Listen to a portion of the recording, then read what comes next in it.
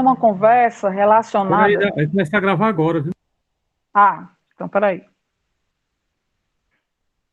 Pronto?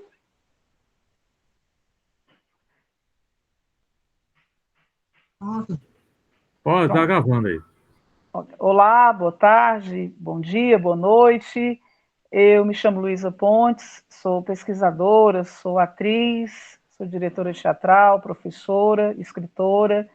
E hoje eu tenho a honra de convidar algumas pessoas aqui para nos ajudar. Nós estamos com o intérprete de Libras Samuel, com o professor Nonato, que também é um historiador, e a professora Antônia Neudina.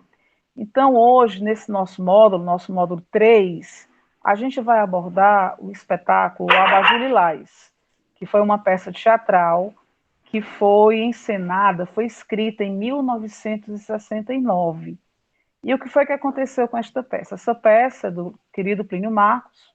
E o que foi que aconteceu? Ela, assim que ele escreveu a peça, que ele tentou encená-la, ela foi logo proibida, né? Porque nós temos que entender que em 1969 nós estávamos passando uma ditadura militar, estávamos vivenciando o auge de uma ditadura militar, né?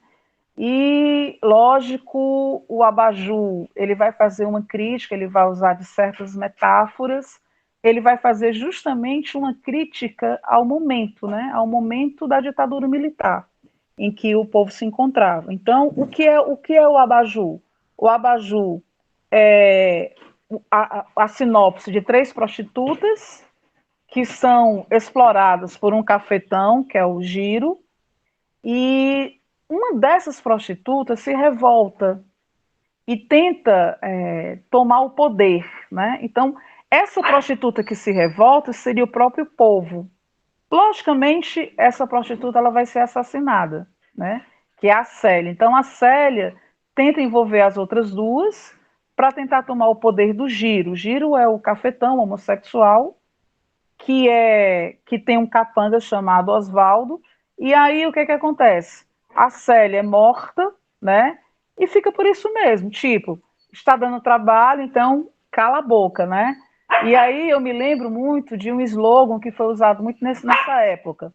Brasil, ame-o ou deixe-o, né? Então, você tinha que se enquadrar nesses parâmetros da ditadura militar. Então, eu gostaria agora, para me ajudar nesse contexto, chamar a professora, historiadora Antônia Neudina, que ela vai falar um pouco do que foi esse período. Ela vai apresentar aqui uns slides. Nonato, por favor, pode colocar os slides. E ela vai comentar um pouco o que foi esse processo.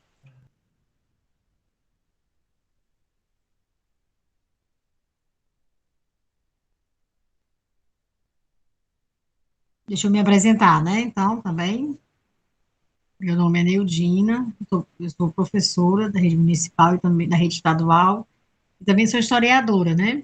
E a gente está aqui nesse projeto para contribuir com essa década tão, eu costumo dizer que foi muito revolucionária, né? Foi o momento em que as coisas estavam mudando, tá? Eu acho que a partir da década de 60 a gente conseguiu várias, digamos assim, movimentos que transformaram as nossas vidas, né? E quem estava naquele tempo e quem está hoje, né? Há resquícios até hoje, né?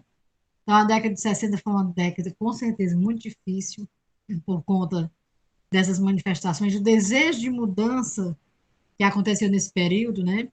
Ficou marcado na nossa história até hoje, com certeza, né? Então, esses slides, eles vão falar um pouco dessa década, tá?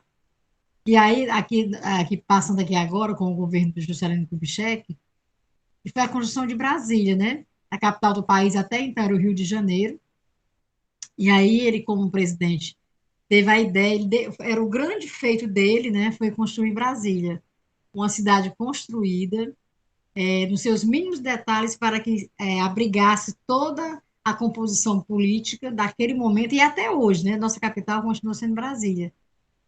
Brasília respira política, né? Lá estão os deputados federais, os senadores, o presidente da República, né? Então, toda a concentração política está em Brasília. E foi o grande marco dessa década de 60 também, né? Do ponto de vista político, foi um dos marcos que condicionou toda a ida, né? Ele pensou, já passou até um documentário sobre isso, Juscelino planejou, imaginou e fez acontecer a cidade de Brasília, né? Nessa década de 1960, certo? Então, é uma das coisas que marca a década de 60, mas tem várias outras que a gente vai vendo ao longo aqui do processo. Tá, aqui fala dos anos 60, os aspectos, né? Na verdade, nós tivemos vários, mas nesse slide aqui, eu vou até ler, para que a gente possa ter ideia do que estava acontecendo, não só a nível de Brasil, né? Mas mundial também. O mundo se apresenta de forma revolucionária e inconformada, onde eram vistas manifestações a favor de mudanças e de mais solidariedade. Países coloniais foram sacudidos por guerras de libertação, entre elas o movimento pelos direitos civis. Pedia pela dignidade dos negros norte-americanos.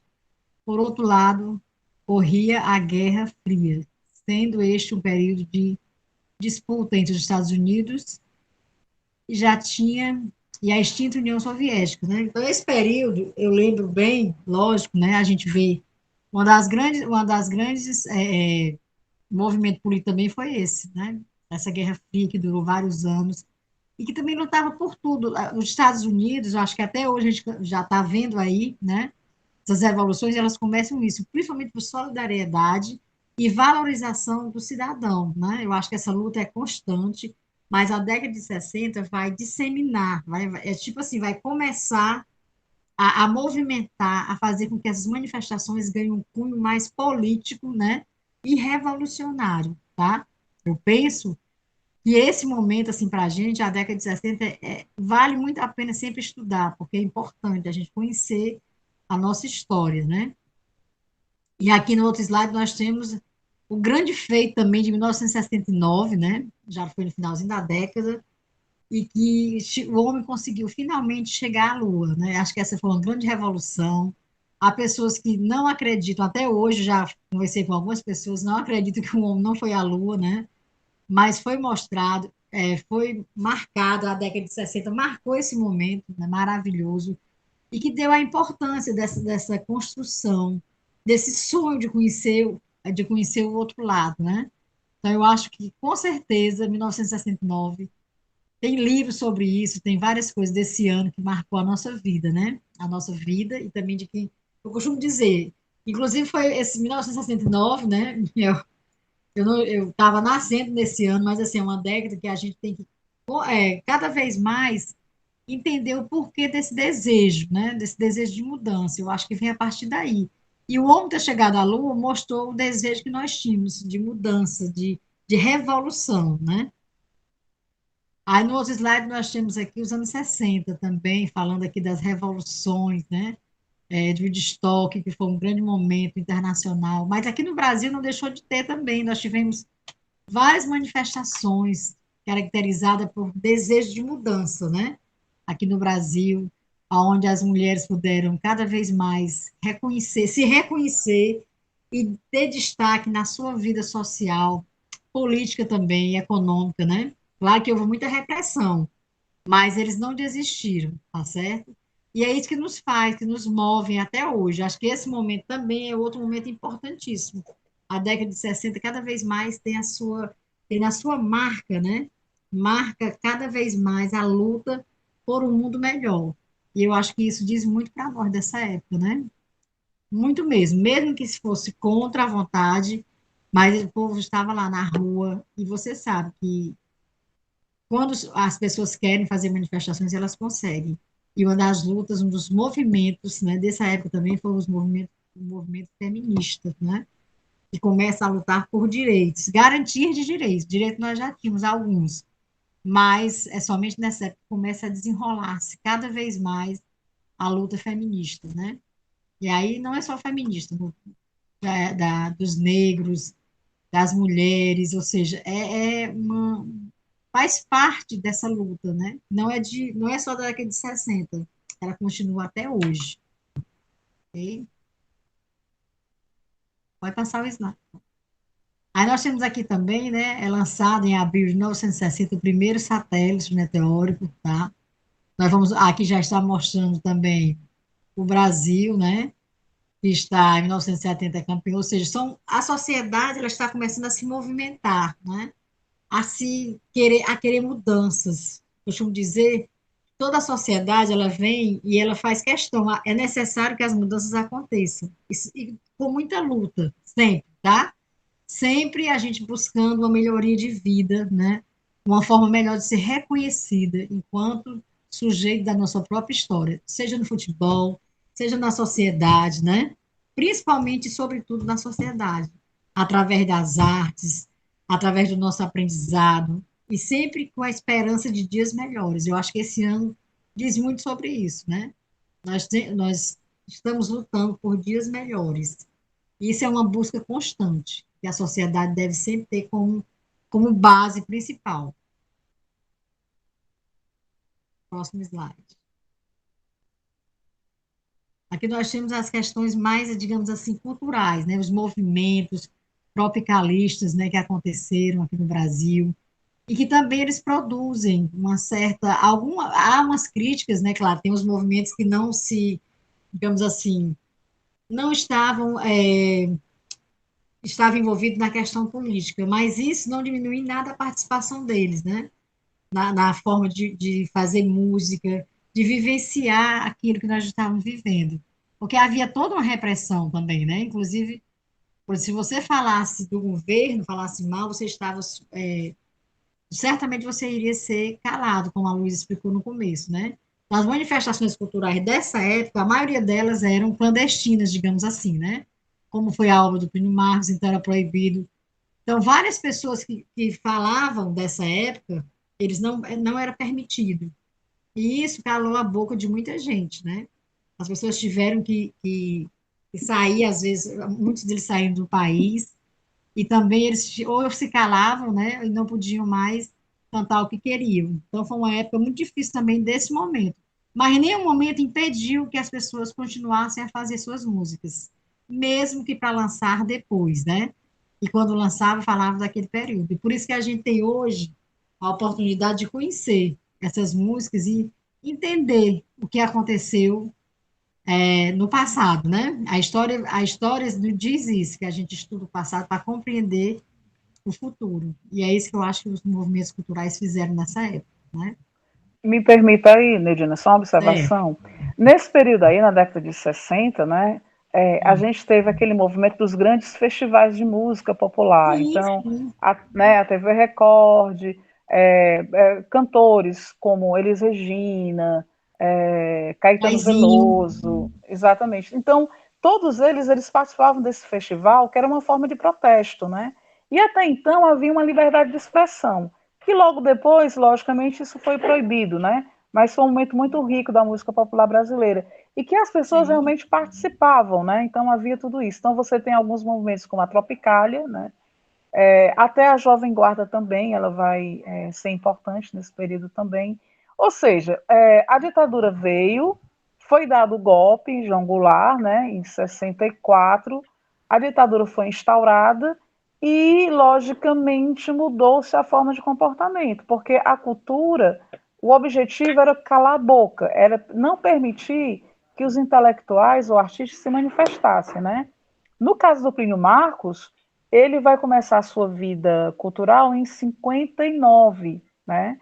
E toda vez que ele escrevia, ele tentava montar um trabalho, tentava fazer alguma coisa, logo vinha a censura e proibia. Então, assim, eu fazendo aqui um estudo, eu descobri que ele teve, nesse período, da década do final de 50 até a década de 70, ele teve nada mais, nada menos do que 18 trabalhos proibidos, né? Então, havia uma perseguição não só na área teatral, e ele depois tende a escrever, né? Então ele se torna meio que jornalista, né? Então ele vai se tornar, na verdade, a voz dos excluídos. Então ele observa, ele é aquele autor teatral que observa muito a realidade e ele vai colocar isso nos seus escritos. Então, apesar da ditadura querer calar a boca, logicamente que muitos intelectuais, muitos artistas foram perseguidos e acabaram morrendo, outros sofreram na pele essas consequências, né? Graças a Deus a cultura não acabou. E só fazendo um link, lá na frente você vai comentar, creio eu, a gente teve aquela marcha de 68, que foi na França, né? E aqui no Brasil nós tivemos aquele encontro de quase 100 mil pessoas no Rio de Janeiro, né? Que muitos intelectuais, muitos artistas foram realmente à rua protestar. Porque o que a gente lembra dessa década de 60?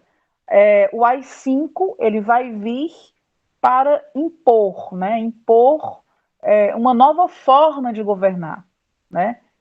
Que na verdade o povo não estava acostumado com aquilo, né? Então, ou você obedecia, ou você era convidado a se retirar, ou você era torturado ou morria. Então, assim, não tinha muita saída, né?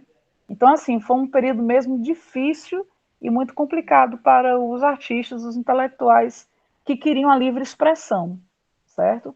Mas continue aí, por favor. Eu só me Certo. meti porque, assim, eu lembrei muito desse momento dos artistas, né? Que, Sim. por exemplo, Caetano Veloso ele foi com Gilberto Gil, eles foram convidados a se retirar do país, né? Senão poderiam até ter morrido. Sim. Chico Buarque também, né? Então foram intelectuais que, graças a Deus, não morreram. Eles passaram um tempo exilado e depois eles voltaram, né? Porque poderiam ter morrido também, né? Então, continue aí, por favor. Tá. Pois é, pegando o gancho, aqueles festivais são assim memoráveis, né? A gente já assistiu alguns e é impressionante a garra com que esses artistas conseguiram lutar contra isso, né? Porque havia uma proibição generalizada. Já assisti vários, por exemplo, a Elis Regina tem também documentários, e que ela tem que ir cantar, né, para eles, em nome do filho, para que não fizesse nada com os filhos. Ou seja, foi um momento de extrema dureza do ponto de vista político, né? Que o país passou, tá certo? Eu acho que nenhum momento foi tão cruel. Acho que a década de 60, claro que teve até 1884, a ditadura permaneceu, né? Já era o final, mas até na década de 60, que foi o grande boom, talvez, né? Por conta dessa proibição, dessa perseguição aos artistas. E eu acho que, como você disse, ainda bem que a cultura não morreu, né? Inclusive, tem livros sobre isso, com Caetano Veloso, né? Eu já li alguns deles, mas que a gente tem em mente exatamente. Eu acho que é por isso que eu sempre digo nas aulas, e tem que ficar isso muito bem demarcado, de que nós precisamos conhecer a nossa história, né? Para que a gente possa. Tem gente que nem sabe que aconteceu a ditadura militar, né? Mas ela aconteceu e ela foi muito cruel, principalmente com os artistas. Eu acho que tem uma classe que mais sofreu com a ditadura militar foi a classe dos artistas, né? Com certeza. Tá? Mas então, toda essa década ela vai ser marcada por isso, por esse tolir, né? O tolir das pessoas, de não poder cantar, de não poder fazer suas músicas. E como você falou, Chico Buarque foi um dos caras que, apesar de você, né, outras músicas que ele também fez, e que não podia ser vinculadas, né? Aí aqui nós temos, ó, em 1969, dá-se início ao tropicalismo, sendo este um grande movimento cultural brasileiro. No mesmo ano acontece o histórico Festival de Woodstock, né? Que é histórico, nos Estados Unidos, com a apresentação de grandes nomes do rock. Com certeza, nesse momento, além não era só aqui que tinha os grandes festivais, né? Lá fora também. Então, a gente tem que perceber esse entrelaçamento da cultura do ponto de vista internacional e nacional, para que a gente possa tentar compreender. Eu me lembro muito bem que algumas pessoas criticam a Jovem Guarda, né? Porque a Jovem Guarda não tinha nenhum vínculo político, né? Mas, enfim, mas talvez não tivesse conscientemente, né? Eu assisti até um dia desse um filme sobre isso, mas o pessoal diz assim, Roberto Carlos não se preocupava com a ditadura militar, né? Ficava sempre em cima do muro. Já diferente de Caetano Veloso, né, de Chico Buarque, de Gilberto Gil, que estava muito mais nesse sentido, de cantar as dores daquele momento, né? Da, da, dessa perda da voz dos artistas. Né? Mas a Jovem Guarda fez o seu papel, talvez do ponto de vista, não sei se em cima do muro, como muita gente critica, mas o importante é que eles estavam lá também fazendo acontecer a música no Brasil, né? Passar o outro. Certo. A ditadura militar no Brasil foi instaurada no meio de um golpe organizado pelos militares, 31 de março de 1964, e concluído por meio de golpe parlamentar. Né? que se deu em 2 de abril de 1964. Esse golpe orquestrado não só por militares, mas também pelo grande empresariado do Brasil, com o apoio dos Estados Unidos, visava a derrubada de Angola e do projeto, né? Então, ou seja, talvez nós tenhamos que entender da seguinte forma, como 1964 é o que marca também essa geração, né? A partir daí. Aí vem o endurecimento, vem as questões cada vez mais de disseminação da contracultura, que a gente chama de contracultura, né? Outras pessoas chamam de outro nome. Mas eu acho que esse momento ele mostra a fragilidade que o nosso povo, né? Que o povo brasileiro tem, até hoje, inclusive, né? Nós pegarmos desde de 1500 para cá, né? A história sempre está nos dizendo que nós somos sempre colocados, como é que eu vou dizer, a espreita da história, né? Hoje é que a gente consegue, eu estou podendo falar disso com vocês, mas antigamente nós sabíamos que não era permitido. Então, inclusive, aos professores, principalmente de história e de filosofia, foi também, de uma certa forma, calado, né? Dado o famoso cala-boca, né? E a gente tem aqui no Ceará muitas pessoas que foram torturadas também por conta disso, né? Então, o que a gente tem que ter em mente desse tolimento de 1960, mas também que houve muita luta, né? O povo brasileiro ele sempre está resistindo. A resistência acontece para que a gente possa hoje ter essa possibilidade, né? De estar aqui podendo falar, porque antigamente nem isso a gente podia, viu, Luiz? Então, hoje, a gente pode celebrar, claro que tem muita luta ainda pela frente, não tenha dúvida disso, a resistência, como eu disse, ela é histórica e vai continuar sendo para que a gente possa cada vez mais lutar por um mundo melhor. Eu acho que o grande slogan, né, da década de 60 e de 70 e até hoje é esse, lutar por dias melhores, né? Para que a próxima geração, a gente tem que pensar sempre no depois, a próxima geração possa cada vez mais poder ser livre, ter a liberdade de expressão, né? Liberdade histórica, liberdade filosófica e principalmente a liberdade cultural, porque sem ela a gente não consegue viver, não é verdade? Vou passar o próximo slide. Pronto, aí ele vai continuar falando aqui, né, dos presidentes militares, a gente, como eu já falei, ela vem até 1984, né, me lembro muito bem, 86, né, o governador aqui do Ceará ainda era o Gonzaga Mota, certo? Gonzaga Mota.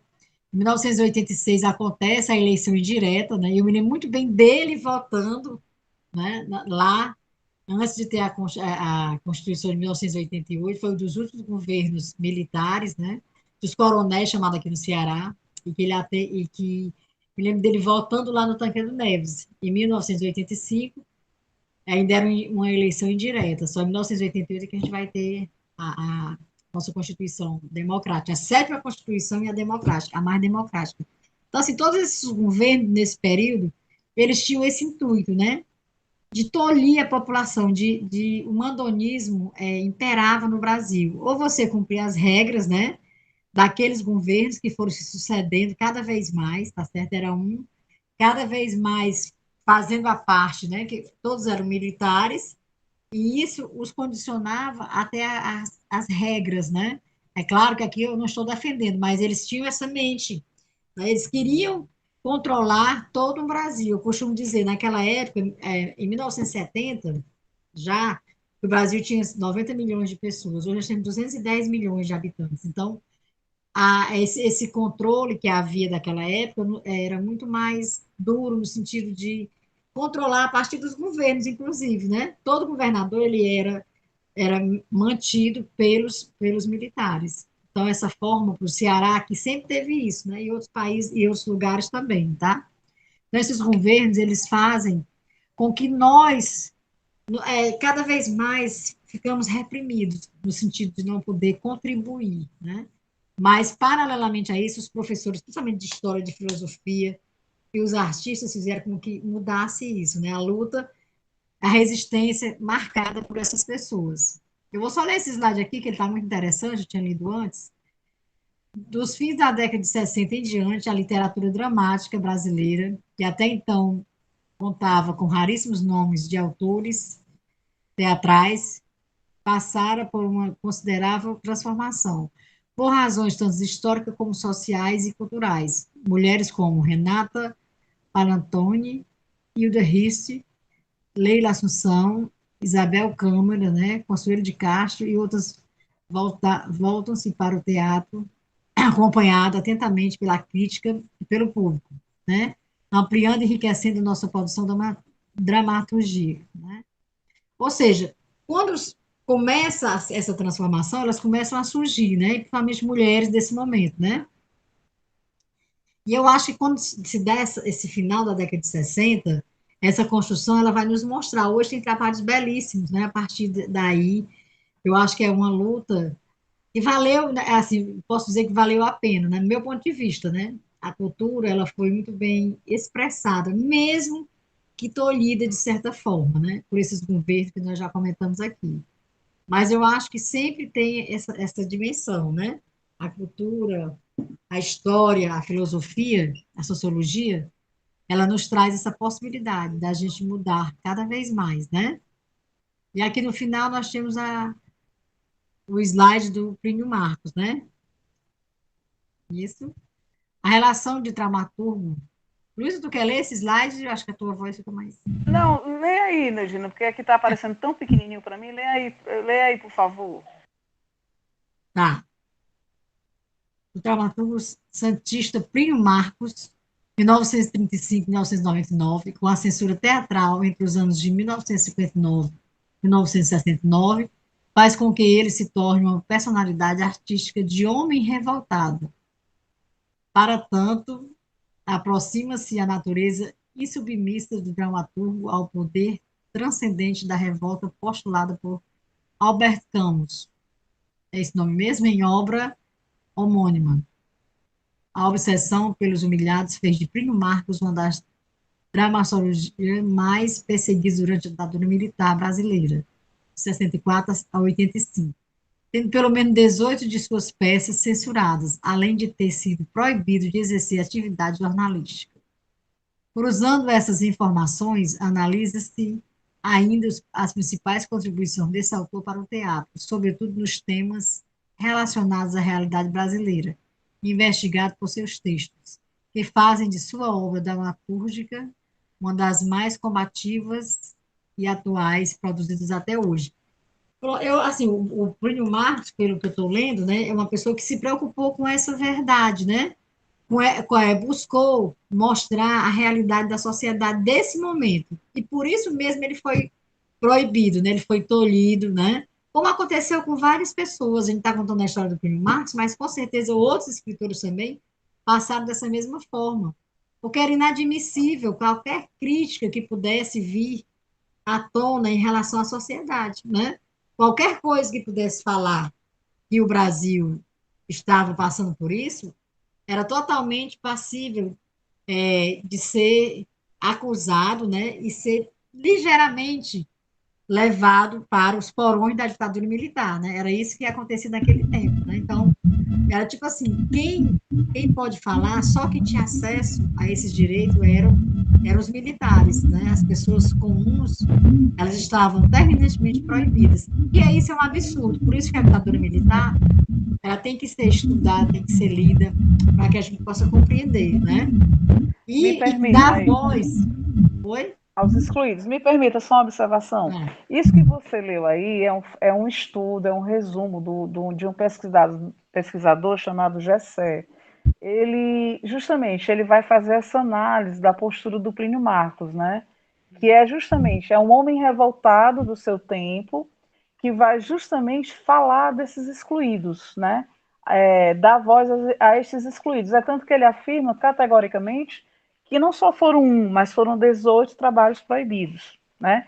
Então ele se torna, na verdade, como ele dizia em algumas entrevistas, a figurinha difícil, né? Então ele tenta, é tanto que ele foi preso, não só uma vez, ele foi preso algumas vezes, né? E assim, na verdade, ele incomodava, né? E tem uma entrevista dele que ele diz: eu não tenho culpa se o país não mudou, né? Então, assim, ora, da década de 60 para cá, a gente ainda tem isso, a gente ainda tem essas perseguições, né? Claro que em outros parâmetros, né? Mas hoje não só tem o preconceito. Hoje você tem a violência de se mata prostituta, se mata travestis, todas aquelas pessoas que incomodam de alguma forma, homossexuais, por quê? Porque eles incomodam a sociedade, né? Então, hoje, em pleno século XXI, a gente também convive com esses, digamos assim, esses incômodos. E ele, por ter vivenciado muitas histórias, ele era um homem da noite, né? Então, ele vivenciou muitas histórias. E aí ele coloca isso nos seus escritos. E, lógico, ele não tinha um editor, ele não tinha apoio de nada. Também, falando rapidamente um pouco da vida dele, ele tentou ser várias coisas, ele queria ser jogador de futebol, aí um belo dia ficou encantado com o circo, foi ser palhaço, né? E aí, logicamente, vivia uma vida meio que marginal, né? No bom sentido. Por quê? Porque ele Sim, não tinha uma sim. renda. Ele não tinha uma renda. Então, ele queria ter o dinheiro para poder o quê? Financiar seus textos, suas ideias, né? E, justamente, em 59, ele vai escrever a peça Barrela. Essa peça só foi apresentada uma vez e ela é proibida logo de início. Por quê? Porque ele vai falar de uma história que ele tomou conhecimento, né? Ele coloca no papel de um jovem que foi estrupado de uma cela, né? E aquilo dali, logicamente, era um escândalo para a época. E esse jovem, ele foi estrupado, ele foi currado, entre aspas, e quando ele saiu da cadeia, ele se vingou, né? Ele mata esses homens que fizeram isso com ele. Então, na verdade, foi um escândalo, um grande escândalo. E voltando aqui para o foco do Abajur Lilás, que você colocou tão bem aí, esse momento da ditadura militar, quando ele tenta fazer o Abajur Lilás, ele vai justamente lançar o Abajur em 69, né? Só que, detalhe, ele tentou, na época ele chamou até o Paulo Goulart, né? Logicamente casado com a nossa querida Anissete Bruno, para tentar o quê? Para tentar fazer a estreia da peça, mas logo a censura veio e derrubou. Em 75 ele chama o nosso querido Antônio Abujamra, para poder também, que eram os diretores, né, para poder dirigir também não consegue. Ou seja, ela é proibida em 69 e ela só vai ser liberada em 1980.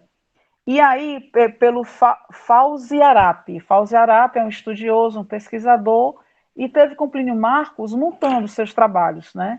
Agora sim, o mais incrível é que ele não desistia. O Plínio era que nem um cururu. Quanto mais enxotavam, ele voltava, né? Ele não se calava, né?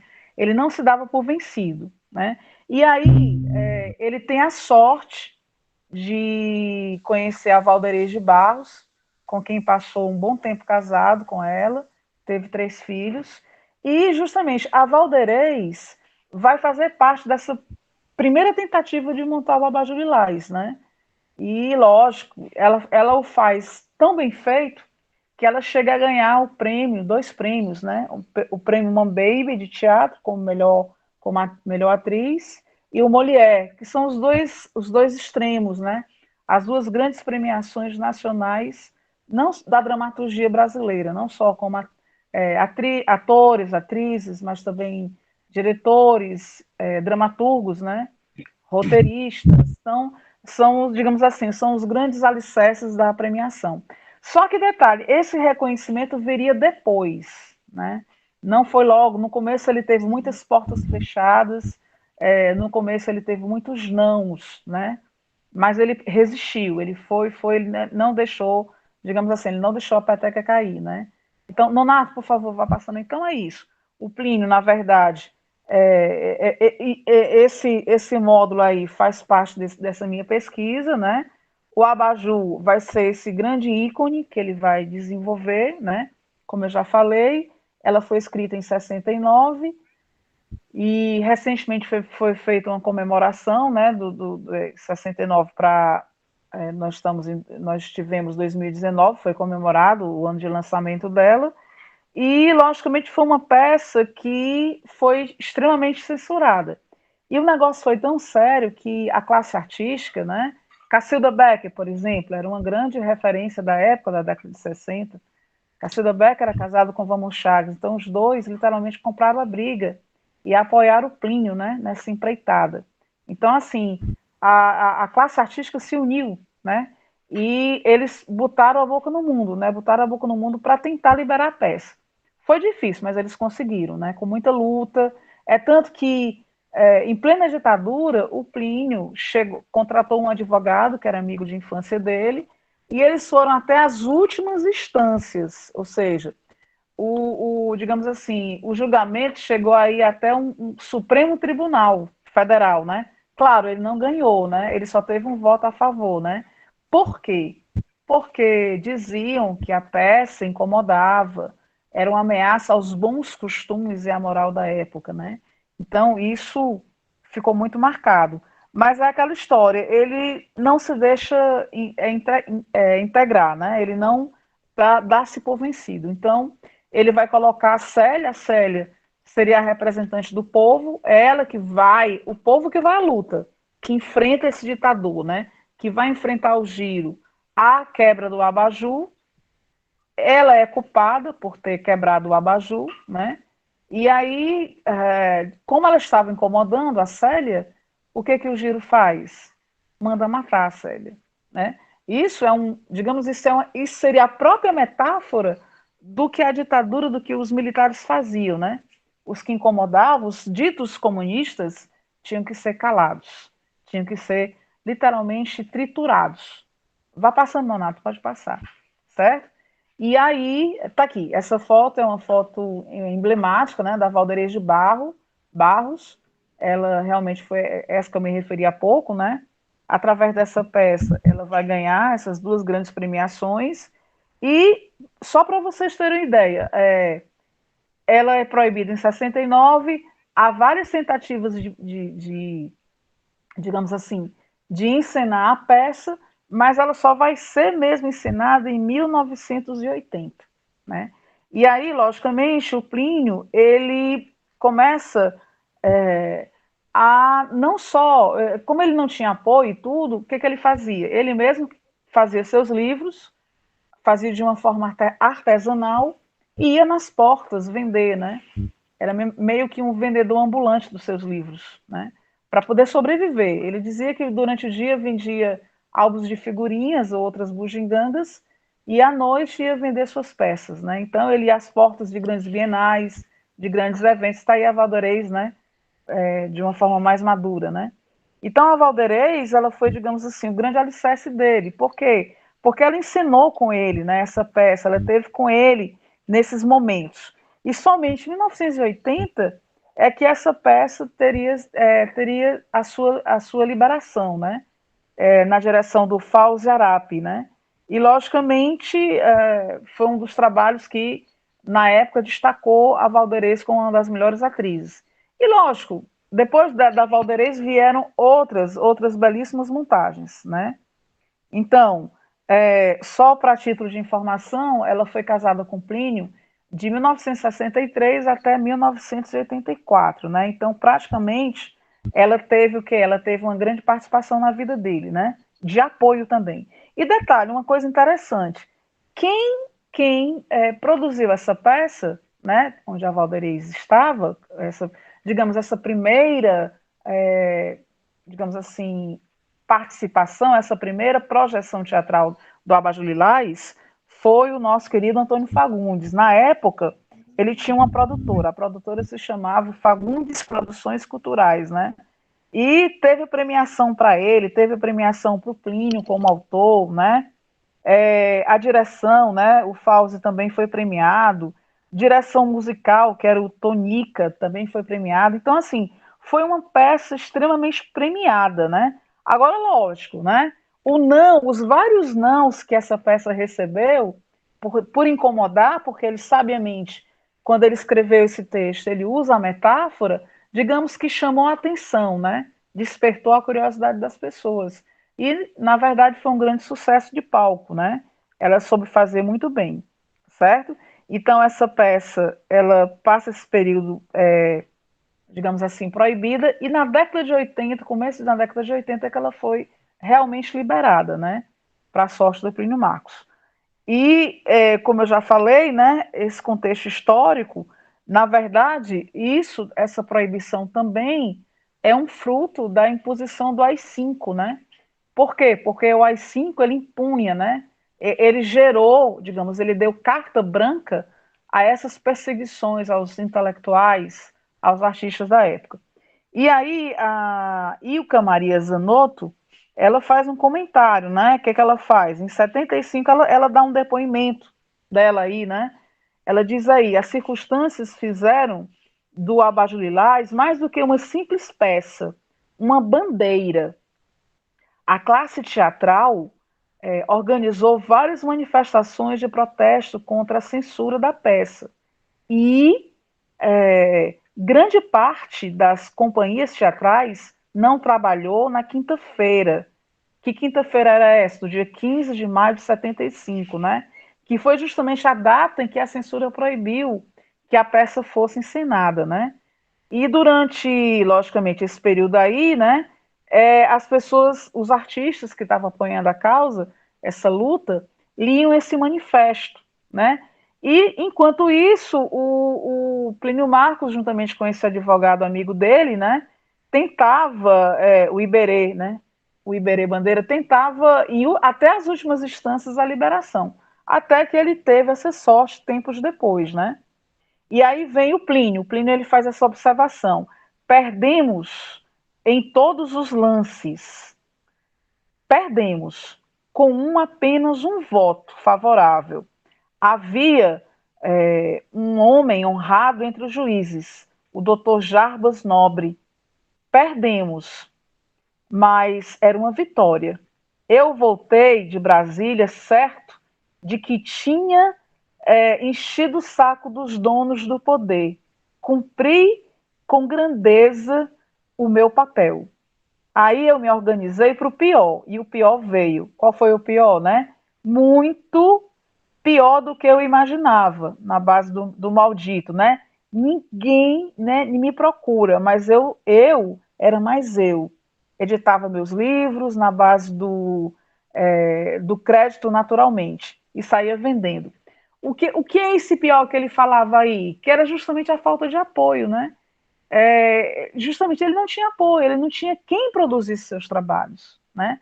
E nós, como artistas, a gente vê o quanto isso é difícil, né? Ideias não nos faltam, a gente tem um bom elenco, uma boa dramaturgia, mas muitas vezes a gente não tem condições de quê? De fazer um bom trabalho, né? E, logicamente, o Plínio, ele sentiu isso na pele, né? E como eu já falei, o AI-5, ele foi, digamos assim, uma pedra no sapato do Plínio. E aquilo que eu falei, Neudina, que foi justamente, teve aquele maio, né, de 68, que foi uma manifestação na França, e aqui no Brasil nós tivemos também o quê? A marcha, né? A marcha dos artistas, que foi os 100 mil que foram para no Rio de Janeiro, né? na Ceilândia, se a memória não me falha, protestar, né? Então, assim, o povo não estava feliz, né? Por quê? Porque você não tinha liberdade de expressão, né? E o Plínio era aquela figurinha difícil, era aquela pedra no sapato, né? Mas é como ele diz, por mais que proibisse as obras dele, ele não se sentia frágil, né? Ele levantava a cabeça e ia de novo. Claro que muitas vezes ele se sentia, digamos assim, derrotado, porque não é fácil. Você faz uma peça e essa peça não tem nem o direito de ser encenada, né? Então, na verdade, ele incomodou, ele começa a incomodar o povo, né? O grupo Imagens, que completou agora 18 anos, na qual eu faço parte, né? Ele também tem um estudo muito bom em cima dessa peça e é interessantíssimo, porque é um sucesso, né? E o diretor Edson Cândido, ele consegue, juntamente com os atores, atrizes, fazer uma pesquisa etnográfica, né? E desde que conheci Edson, ele está sempre nessa pesquisa. E toda vez que o Abajur Lilás é encenado pelo Grupo Imagens, a gente observa quantas pessoas, quanta essa história que já está, digamos, de 69 para cá, né? São 50 anos, né? Quanto essa história nos emociona e nos incomoda. Como a Neudina falou, a gente não pode esquecer do que aconteceu, né?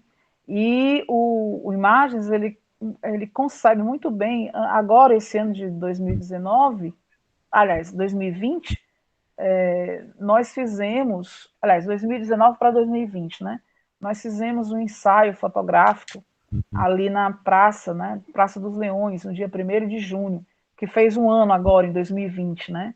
E a gente observa como o contexto, a forma, né, é uma história que foi passada, mas ela não chama atenção, né, pela sua veracidade, como isso incomoda as pessoas, né?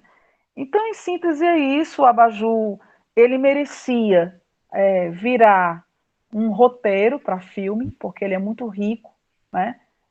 A gente vê que essas personagens elas não estão ultrapassadas, ainda existem muitas Célias por aí, né?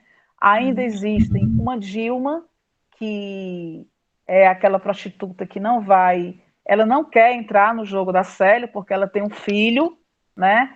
E ela, embora esteja na zona, mas ela não quer que o filho se deixe contaminar, né? Se deixe levar por essa vida dela, né? Ela está ali porque não teve outra oportunidade. E aí chega a Leninha, né? Leninha é uma prostituta jovem que gosta, larga a profissão de babá e quer ganhar dinheiro, né? É uma menina jovem que facilmente irá ganhar dinheiro. E aí o que acontece, né? A Célia acaba sendo assassinada. Por quê? Porque ela, logicamente, essas prostitutas foram torturadas, né? Elas foram, digamos assim, pressionadas. E por que a Célia leva a pior? Por que a Célia morre? Justamente porque ela era o pivô, né? Ela era talvez aquele intelectual, ou sei lá o que, artista que incomodava na época, né? Era a pedra do sapato, né? Então, se ela está incomodando, qual é a melhor forma?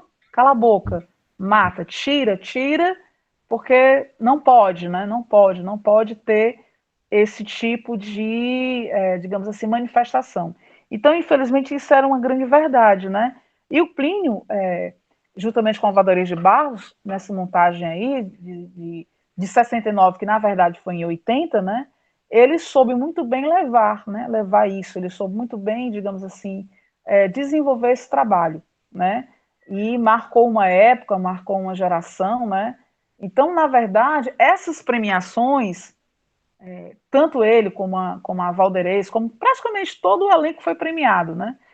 Isso daí era o início de uma valorização do trabalho dele, do esforço, digamos assim, da ousadia dele de querer colocar isso, né, como uma verdade, é uma denúncia, na verdade, né? Então ele usa o quê? Ele vai usar da sua dramaturgia para poder desenvolver esse, digamos assim, essa luta, né? Essa luta de classes. E lógico, depois do Abajur viriam outros trabalhos também que foram proibidos, né? Que depois eu vou comentar em outro módulo. Mas assim, hoje o foco seria realmente o Abajur Lilás. Em 2000, uns alunos da Universidade de Escola de Cinema, eles chegaram a fazer um curta, que é Abajur Lilás, né? É meio afrancesado, né? Mas um curta, não é um filme, né? Não é um filme completo. Bem interessante também, né? E, logicamente, eles tentaram também desenvolver essa trajetória, essa trama, né? Dessas perseguições que teve a Abaixo de Lilás. E depois dessa encenação que a Valdorês de Barros fez, lógico, vários e vários atores, atrizes, companhias teatrais também chegaram a encenar, né? Chegaram a fazer com outras concepções, com outras ideias.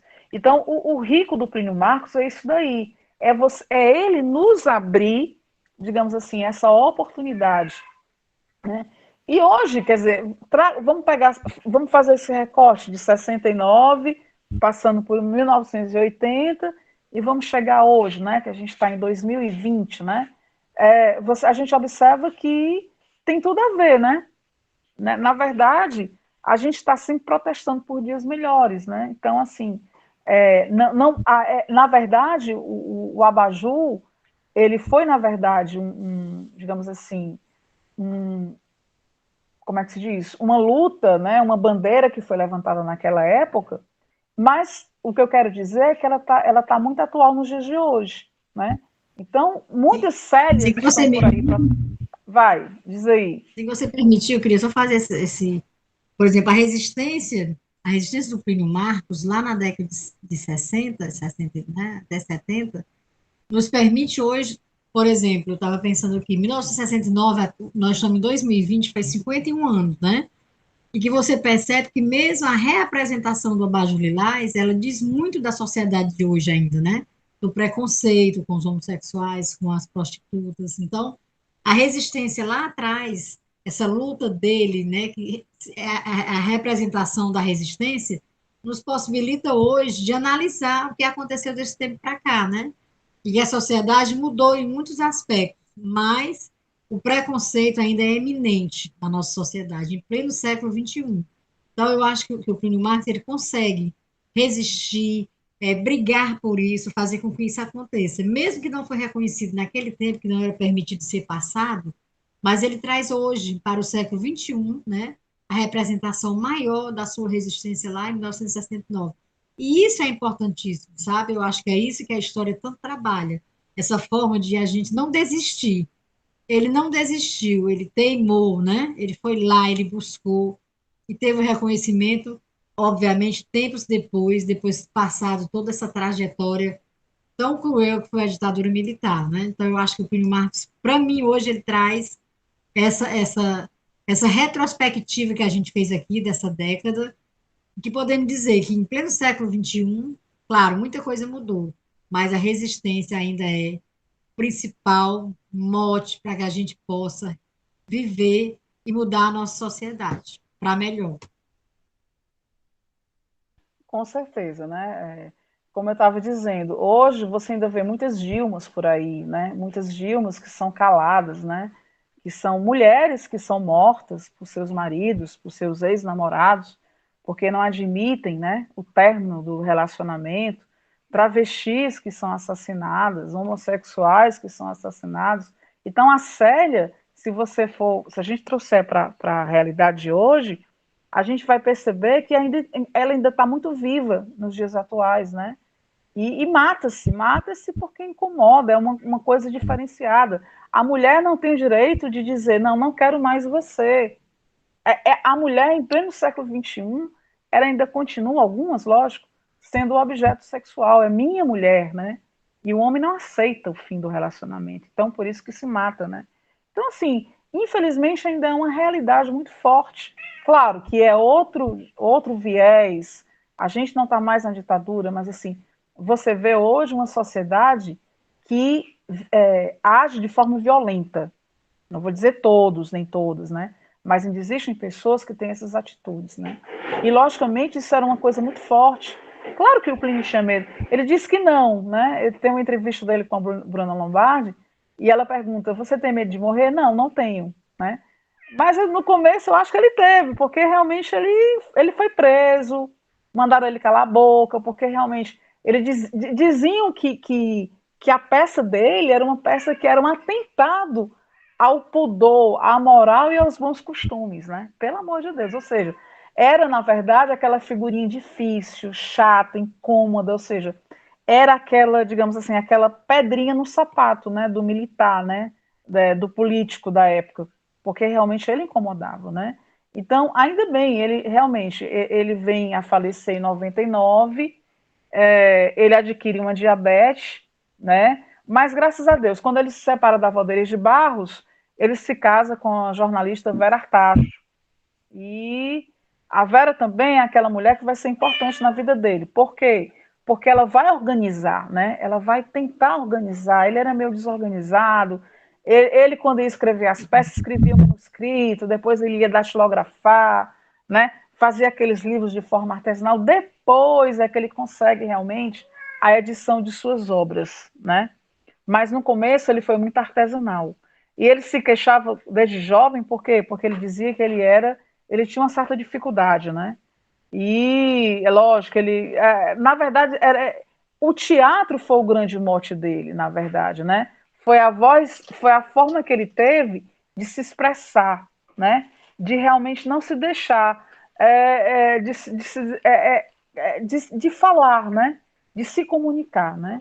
E ainda bem que ele, que ele incomodou, ainda bem, porque o Plínio, ele está eternizado, né? Na verdade, não só sou eu, não só somos nós que vamos falar dele. Muitas e muitas pessoas ainda vão falar, né? Quando você começa a ler, quando você começa a pesquisar a obra, você começa a ver a importância dele para a dramaturgia brasileira, para a dramaturgia mundial. Então, assim, na verdade, é um presente. Então, essa análise, esse contexto, ele é de fundamental importância para que a gente conheça essa obra, para que a gente realmente venha a, digamos assim, a crescer, né? A conhecer, a realmente nos, digamos assim, nos posicionar, né? A favor, refletir o que foi essa década, né? E é porque não só o Brasil, mas praticamente todos os países latino-americanos tiveram também esse desprazer da ditadura militar. Como também, né, muitos e muitos artistas intelectuais também foram perseguidos e foram mortos, né? Então, esse talvez seja o quê? Seja o ônus negativo do que foi a ditadura, né? Então, em nome dessa moral, desses bons costumes, né, houve toda essa, digamos, essa trajetória sangrenta, né, que, graças a Deus, que não mataram o Plínio, né, mas ele poderia ter sido morto. Então, só para fechar, realmente, o Abajur na verdade, um ícone, ele vai ser um ícone, a sua importância dramatúrgica vai estar aí. Por quê? Porque ele é importante para a gente, para a nossa trajetória, para a nossa pesquisa, não só enquanto artistas, mas enquanto seres humanos também, que intelectuais ou não, cidadãos, que realmente quer conhecer essa sociedade, quer compreender o que foi a história dessa sociedade. Mais alguma observação, Regina? Mais alguma? Tem mais alguma observação? O microfone ligado. Pronto. Eu acho que é isso, eu acho que a gente tem que perceber isso, a realidade, hoje, no ano 2020, a nossa realidade é confrontada com a realidade de 1960, né? E a gente percebe mudanças, como eu já falei, mudanças na sociedade, na luta por dias melhores, a luta das mulheres por igualdade, né? E hoje ainda não aconteceu, tá? E que o Plínio vai mostrar isso no Abajur Lilás, que na verdade existem esses preconceitos, como você bem colocou, né? Também na questão feminina, né? As mulheres não são respeitadas, e principalmente as prostitutas, as pessoas que têm preconceito, né? Lógico. E como você colocou, isso fere a sociedade, fere as famílias, né? Então eu acho que a obra dele realmente merecia, né? Um filme para que mais pessoas pudessem ver e conseguir fazer essa crítica, né? Essa autocrítica dentro dessa sociedade, 1960 e hoje também, na década do século XXI, a gente se depara com coisas assim, e você fica impressionado o quanto nós não mudamos ainda, mesmo tentando lá na década de 60, acho que foi o começo de tudo, né, das revoluções, mas mesmo assim, em 2020, a gente tem que continuar lutando para que os negros sejam respeitados, para que as mulheres sejam respeitadas, né, para que as chamadas minorias sejam respeitadas, né, os homossexuais, as pessoas trans e tantas outras. Então, ele traz essa discussão à tona. Eu acho que isso é o mais importante, né? A existência dele lá atrás nos faz hoje refletir, analisar o que aconteceu e o que está acontecendo hoje. Então, eu acho que o Plínio tem essa grande importância histórica, né? A importância histórica da construção do Abajur Lilás para dizer o que aconteceu naquela época, né? E só depois ele vai ser reconhecido. Isso é importantíssimo. Eu acho que o grande barato dessa fala de hoje é isso, é você poder comparar as décadas e perceber as mudanças e as continuidades, né? Ainda existe continuidade dos preconceitos. E através do trabalho do Plínio Marcos, a gente consegue perceber isso. Então, fazer essa análise histórica foi de fundamental importância. Certíssimo. Como eu estava dizendo, só para fechar, ainda tem muita Célia que vai ser perseguida e assassinada, ainda tem muita Dilma que está tentando levar uma vida, né, mesmo de prostituta, mas excluída, né, os excluídos, né? Ainda tem muita Dilma por aí tentando sobreviver, ainda tem muita Leninha tentando mudar de vida. Então, assim, na verdade, e ainda tem muito Giro, né? Giro que está aí se aproveitando, se impondo, um poder paralelo, né? tirando, digamos assim, se usufruindo de uma perseguição, né? Mesmo que de forma desumana, digamos assim, né? Então, assim, esse esse módulo faz parte desse estudo que eu estou fazendo, também em homenagem, que o Plínio, ele nasceu em 1935, né? E morreu em 1999, então também uma homenagem ao nascimento dele, né? De 35 para cá, me ajudem, 80 anos, não é isso? 80 anos. E assim, me sinto muito feliz, quero aqui agradecer a professora Neudina, historiadora, o professor Nonato também historiador, e o Samuel também, que está nos permitindo aqui a língua do Braille. E assim, na verdade, esses estudos vão continuar. Ah, desculpa, obrigada, Nonato. Nonato me corrigiu. 75 anos. 75. Mas, assim, é uma data memorável, né? 75 anos de existência dele e, logicamente, ele não está, digamos assim, ele não está ultrapassado, né? Mais do que nunca, o Plínio ele está tão vivo quanto, né? E sua obra está imortalizada. Foi, ou Nonato, 85, olha aí, eu cheguei perto, eu falei 80, Nonato, não me faz errar. Desculpa aí, gente, 85 anos de nascimento dele. Agora, acho que o Kiko Barros, que é um dos filhos do Plínio, né, fez uma homenagem ao pai, né, ele foi um dos tutores de uma exposição de fotografias, de um material, né, e, logicamente, a Funarte, acho que foi um dos pedidos da Vera Artacho, né, ela conseguiu organizar, porque ele não só escreveu peças, ele escreveu romances, crônicas, ele passou um período trabalhando em jornais, mas era assim, ele não parava, né? Ele era muito pavio curto e ele não tinha muita papa na língua, né? Então ele fazia os comentários, quando ele se viam calar a boca dele, ele já se incomodava e já caía fora, né? Então ele foi o jornalista, ele foi o dramaturgo, ele foi o cronista, né? E foi o autor que escreveu muito, né? E recentemente a Funarte ela conseguiu publicar toda a sua obra, né? Imortalizou toda a sua obra. Então isso é muito bom. Por quê? Porque vai ficar para não só para a nossa geração, para as outras gerações que virão por aí, né? Então assim, quero agradecer ao Nonato que está me ajudando aí nessa parte do apoio logístico, a professora Neudina que fez esse comentário, né? Da década de 60, e é porque a peça pegou o finalzinho disso daí, que, ao meu ver, o AI-5 foi decisivo, né, para essa ruptura, para essa proibição, né, Mas do pensou que foi na abasilário. década de 70, aí a gente vai falar dele, né? Exatamente, porque, na verdade, logo quando entrou os militares, qual foi a estratégia dos militares? Fechar tudo, eles mandam, né? Eles estão ali para mandar, para incomodar mesmo, né? E, obviamente, o abajur era um incômodo, né? Era um tapa na língua, né?